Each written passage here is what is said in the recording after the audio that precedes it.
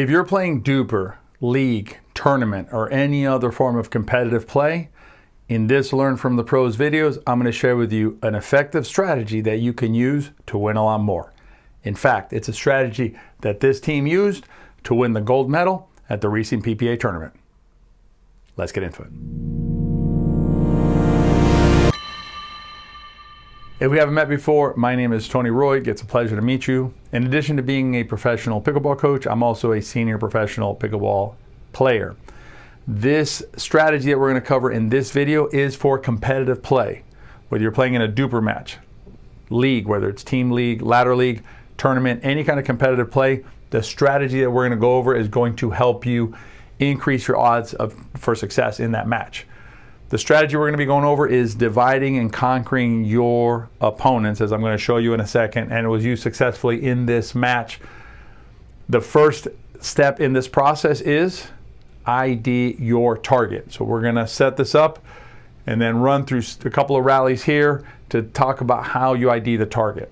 So this match here is a North Carolina Open. It's the gold medal match or the championship between these two teams here. And so what we have is over here we have Tyra Banks and Georgia Johnson in the white outfits facing us. And with their backs to us, we have Annalie Waters, the best player in the women's division, and her former partner, Catherine Parental, in the black outfits with their back to us. The strategy that Georgia and Tyra were employing was to draw a line between these two players, dividing these two players, and then targeting Catherine and icing Annalie out as much as possible. That's how you divide and conquer. So you take a team of two players and you make it essentially a team of one player. And as we work through this, what you're going to see is the amount of pressure on the targeted player ratchets up as the match goes on, particularly once things start turning against you, right? Once that team starts losing. And the player who's iced out also feels the pressure, but in a different way, because the iced out player will try to overextend in order to adjust for the icing out or the targeting of their partner. So let's run through this rally and we're going to look at how it develops here. So you're going to see how they're going at Catherine here. And then what's going to happen here is there's going to be a reset here in a second. And I'm going to pause it for you when it gets reset. And then what you're going to see here is Georgia Johnson, this is a reset now, right? Georgia here can hit this ball pretty much anywhere, right? It's a neutral ball. She can go anywhere with that ball. But with divide and conquer and a clear target, that ball is going to be played over towards Catherine because that's the strategy that Tyra and Georgia have agreed to. And then she gets the high ball and attacks it.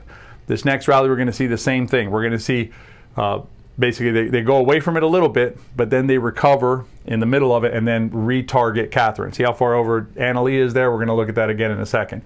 Here, Tyra's playing to Annalie because she's back, but you'll see that as soon as she can, she goes back to Catherine in order to finish the rally. So step number one on divide and conquer is to ID your target. So how do we identify the target that we want to pursue in the divide and conquer strategy? There's two questions that we're going to want to ask ourselves about our opponents. Which of our two opponents creates a greater threat to us, poses a greater risk to us when we hit the ball to them? And secondly, which of our opponents is going to be more difficult to beat whenever we decide to attack? In this particular match, we're watching Annalie and Catherine as the team. So between these two players, Catherine, a great player, but Annalie is the best player. So when we look at who's more threatening to us, Annalie is going to be more threatening than Catherine. And as you've already seen in the rallies we've looked at and the rallies we're going to see, this is the case. And the same thing in terms of our difficulty when we attack. Catherine will present a less difficulty than Annalie. So in this match, you can see that Catherine is clearly the target. So when you're playing in the competitive play situation and you find yourself facing a team where you can clearly identify one player presents less of a threat and is easier for you to overcome with your attacks, then that player becomes your target. This next step may seem simple, but it's not uncommon to see teams lose discipline and forget about the target. So step number two is to stick with the target. In this next rally here, we're going to see Tyra lose discipline on this, and you're going to see her hit a couple of shots here at Annalie Waters. Again, the best player on the planet. Annalie can hurt you. Don't hit the ball to Annalie here. This next one, you're going to see Georgia is actually going to return serve to Catherine, But you're going to see that the Annalie can get involved, and Annalie can hurt Georgia and Tyra. So when you have this divide and conquer, you want to make sure that you stick with your target, because what you're going to see is the amount of pressure that builds on that target, as we're going to see next. One of the benefits of using this divide and conquer strategy is the amount of pressure that you build on the targeted player, particularly as the match wears on. In this match here, we're looking at the fourth game of this match. Catherine Parenta, who's going to return and come on the screen in a second, is one of the most accomplished players in our sport. But even a player as talented as Catherine feels the pressure in these situations because she's being targeted. This first rally we're going to look at, Catherine's going to miss a very simple force shot there. That's a very easy shot for Catherine, but the pressure she's under, you can see it in her face, she's feeling a lot of pressure. This next rally, what you're going to see is you're going to see Catherine try and do too much because of the pressure that she's under. She's being targeted, she has to figure something out, so she's going to basically try and do something here which is not in the game plan for them, I guarantee you, but she's trying to do a lot there to get out of that situation, and you can see the pressure that she's under there because that pressure has ratcheted up over the 4 games that they've been playing. So if you can identify a target and stick with the plan, that increased pressure affects their performance. The more you affect the performance, the more your chances are that you'll succeed. This next benefit is the one I promise you that's pretty exciting because it's one that players often overlook, and it's overplaying by the iced player. So Annalie Waters here is the player who's being iced out of the situation, and in these rallies what we're going to see, she's going to overplay. She's going to overextend, creating some good opportunities for Georgia and Tyra. So here what you're going to see is you're going to see Annalie's going to come over here to hit a ball, right? That then opens up this side of the court, and you end up in this like 2v1 kind of situation, and it's too much pressure on a player, even as good as Annalie, to try and match 2 top-tier women's doubles players here. Here we're going to see Annalie come across and hit a volley, a cover volley here. She ends up missing that, but see how much court she's trying to cover? That's the pressure that's applied on the iced player. Here they're having a conversation because, again, they're out of sorts, as you're going to see. Now this next rally, you're going to see Annalie play big again. This time it works out. She's going to be able to attack from there, but she's attacking from Catherine's side and then finally put it away. So it does work sometimes, but over the life of the course of the game, it costs them. Now you can see this court here is full of people here, full of people here, full of people everywhere here. I'm telling you, that's the excitement of these matches. If you get a chance to go to a PPA match, check it out. I'll put a link down below and you can get one of those tickets to go see a match just like this with all these players. Look here, look where Annalie is, right? Talk about overextending. She's feeling the pressure. We're in game 4. Georgia and Tyra up 5-2. Got to do something. So she's going to come all the way across here to hit that ball, leaving her side entirely open there. And then what happens is, watch here, Catherine now can't make it up to the line. And what's going to happen here is Catherine is going to miss a fairly simple volley for her normally. Normally, if she's up there, this volley is absolutely nothing for her.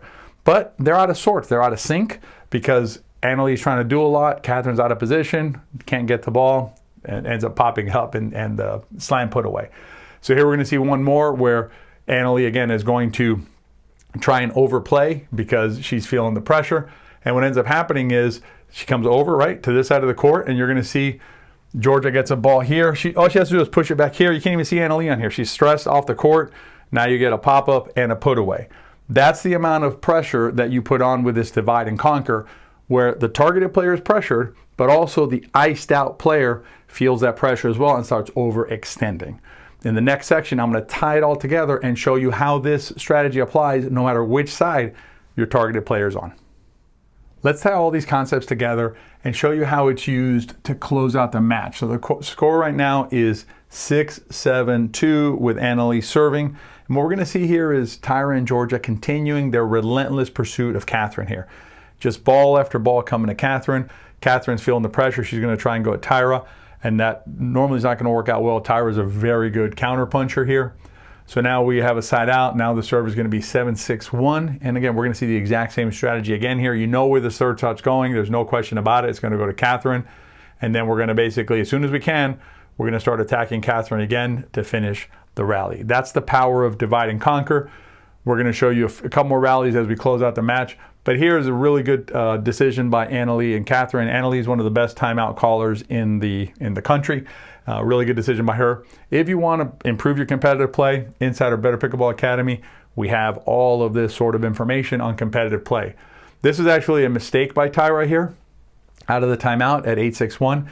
Now we've involved who again? Annalie Waters. And remember, you got to keep at it, right? If you're going to do it, keep at it. When she goes to Annalie here, if you see here, Georgia's expecting the ball to go here, right? Georgia's actually moved in toward the middle, towards the center line. That's going to create an opening behind her. Annalie's too good of a player for that kind of miscommunication. Annalie puts it behind Georgia, no problem, right? That's just a slip. And I mentioned to you earlier that those slips can happen. But now we're going to pick up the action at 7-8. And again, we're back in business here. And this is what I told you earlier, right? Sides don't matter, right? So remember when Catherine was over here, where were all the balls going? They were all going over here. Catherine's over here now. Where are all the balls going? Over on this side, because that is the strategy that they're following here. And it's just a relentless attack after attack after attack. Annalie's going to get in there if she can. And it's just a brutal attack. Even here, good effort by Catherine. She still gets pegged with the ball, even though she's on the ground. No criticism. It's perfectly fine. Tyra is a class act. You see Tyra basically raises her hand and says she's sorry to Catherine, recognizing the effort put in there. But you can see it's just a relentless attack again, again, and again. So now we're at 9-7, and let's see what they're going to do. My bet is they're going to come over here with the ball, because that is the approach here. Yep, that's what they're going to do here. And again, this here, routine shot for Catherine. The ball's here, ball's above the net. Should be a nothing shot for Catherine Parenteau. But the pressure is built up. You can see the pressure building there. And it's just a very difficult situation for that targeted player. When we come back, I'm going to show you the finishing of the game, but you can see how all of these pieces, when put together, are able to target one player, put a lot of pressure on that player, and improve your chances for success. In competitive play, whether it's DUPR, league, or tournament play, knowing and being able to implement these strategies is often the difference between the winner and the loser of that contest. If you want to learn more competitive play strategies that will improve your chances for success, join us inside the Better Pickleball Academy. I'm going to put a link up here. You can join us inside the Academy and play your best. I'll see you there.